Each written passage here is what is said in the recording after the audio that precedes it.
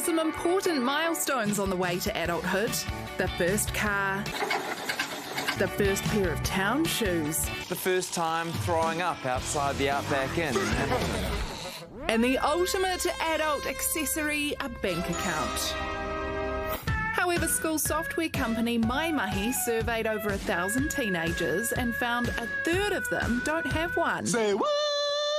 The reason? Signing up is just too hard. You got to have a passport or birth certificate.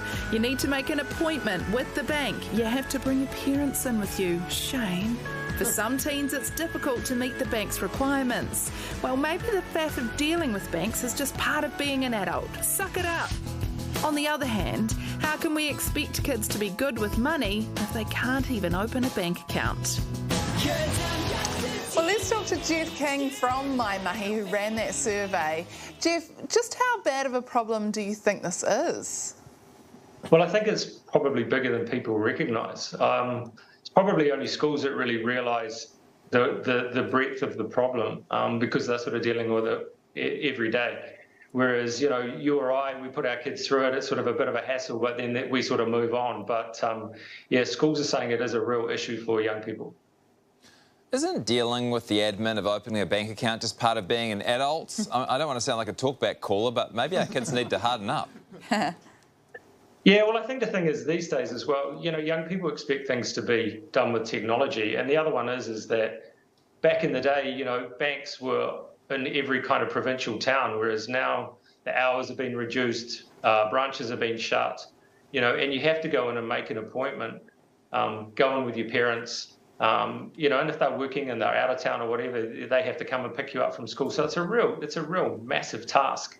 So where are kids keeping their money, or don't they have any? We hear of cases where they're putting it into their parents' accounts, or they're putting it into friends' accounts, or and sometimes that's kind of going a little bit turning to custard a bit, which is a bit of a shame because what we want them to do is have a positive experience with banking, and obviously as they're then more likely to go to something like crypto or something that they can do fully online as opposed to having to go and fill out all this paperwork and do something that's, about as foreign, as possible to them.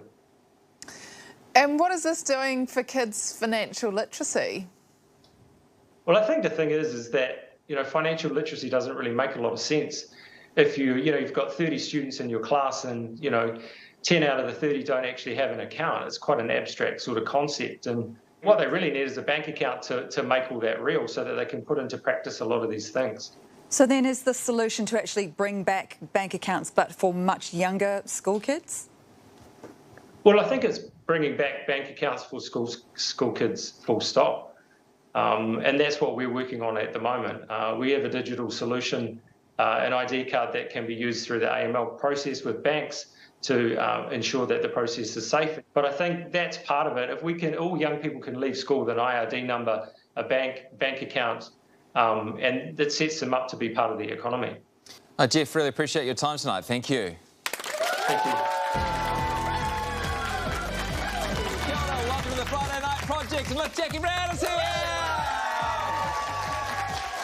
Hello. Look, when I was a kid, I didn't have a bank account, but my parents were really, really set on me learning about budgeting and things like that, which was wonderful until, of course, I left home and got a student loan and went to Zambezi and spent it all on my clothes. So I don't actually know whether the bank account in itself is the answer. Right. But what I do know about you is you're actually a fantastic saver now. Thank you. And so I reckon probably those skills that your parents taught you quite young have had a lasting impression. Everyone has their little Zambezi moments. Sure, yeah. But I mean, I remember the pain and the shame and the stress of setting up a bank account when I was like intermediate age. And as you guys all know, I hate talking about money. If you just say the word money, I'm like, And I think those kind of negative feelings for me around that probably started with a lot of that stress at that time. So if we can simplify it and level the playing field, it means that anybody will find it easier to get ahead. I think for you and me, it was just something that you had, right, at primary school. Yeah. The post office savings account, you'd chuck $2 in. But it's so hard to start bank accounts for the kids. What we've done is just their money goes into our accounts and they don't know.